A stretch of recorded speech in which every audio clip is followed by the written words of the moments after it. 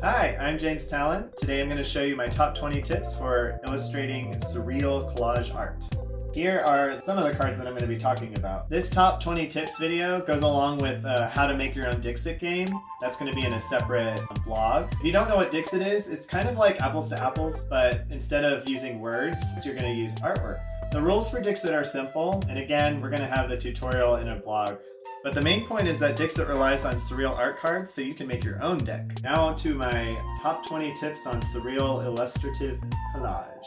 Matching scrapbook paper colors. So to start with, the easiest thing to do is to match similar colors with the background. This card has matching scrapbook paper pieces that were cut up and pasted together. Then different characters were glued onto the card. When you're experimenting with this, having pre-cut characters that aren't glued down and allowing yourself to arrange them on the page is a good way to experiment to see if they match. Mixing old and new together. Interesting backgrounds, you can think about things like maps and even vintage music. These three cards show all of those examples. On this image, I liked how the blue of the sky, which was an abstract background, blended with the medieval old artwork on the bottom. Organize your cutouts. So I created a folder full of tons of different categories. So I had large and small characters, objects, vintage paper, and so on. For this card, I knew that I wanted the elephant to stick his trunk into something. I went into my objects folder and I found the gasoline tank, which is perfect.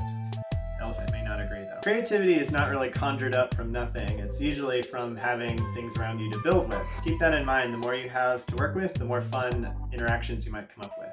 Matching colors with disparate scenes.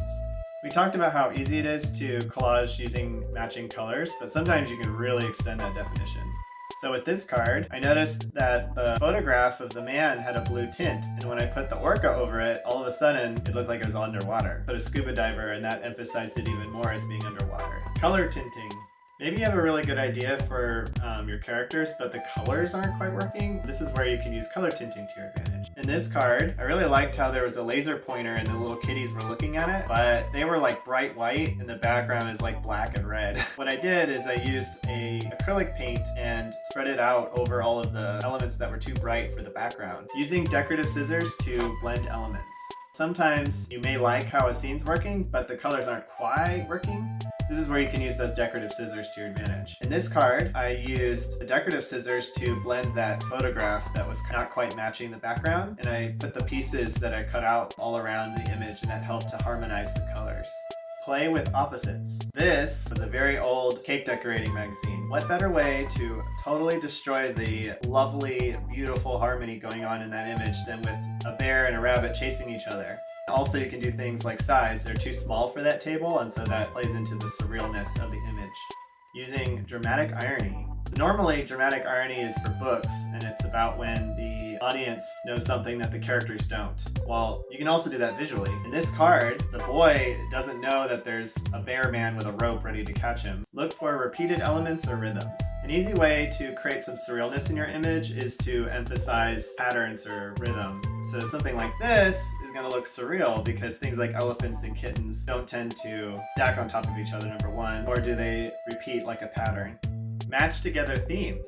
Sometimes you can create surrealness by focusing on a common shared theme. So in this image, there's the background, which is about water, and then of course the elephant is shooting water, and there's a boat and a mermaid, and all of these things have one thing in common, and that's that they're unified by water.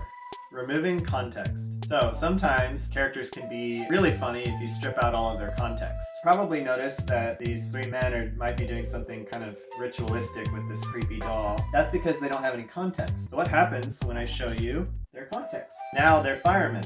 Creative cropping.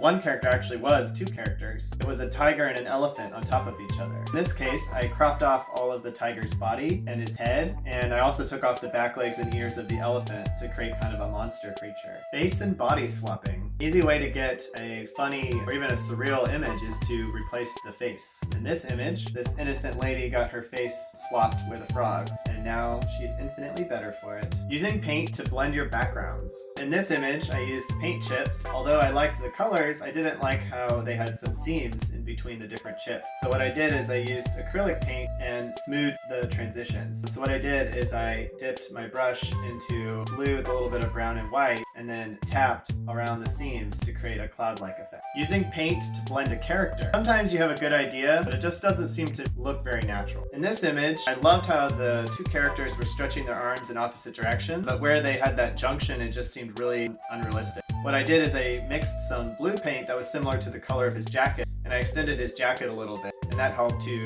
create the illusion of one critter. Line up your horizon lines. So one way that you can blend together different scenes is by finding a shared horizon line. In this scene, I liked how the rocks matched her dress, but I couldn't find a great background until I found that house. So what I did is I found where the path ended in front of the house and replaced it with the path of the photo. In this artwork, I noticed that the photos were close enough that when I lined them up on the horizon line, basically where the sun sets behind the land, I was able to create an illusion of one forest. Tear paper on purpose. Depending on how you tear, whether you tear towards you or you tear away from you, you'll get a different edge on your paper. So on this card, I created a rocky edge by tearing the paper that allowed it to look organic. Blend lighting elements. So another thing about this card is that the background is a silhouette and the foreground is a completely different lighting, where the lighting's coming in front of the character. You can create a surreal image by unifying your lighting. So what I did in this image is I added a tree that matched the lighting of the character. Use paint to add structure to an abstract image. So in this image, it was on an abstract background, and I added white paint to simulate rocks and lighting, and then I added black where I thought more shadows would be. This gave the elephant some ground to trample on. I hope that video was interesting for you on surreal collage art. Let me know in the comments if you enjoyed this video or if you learned something. And of course, give a holler if you plan on making your own Dixit game. Thank you, Austin Creative Reuse, for providing all the supplies and making art and materials available to the community here. And thank you for watching. Have a great day.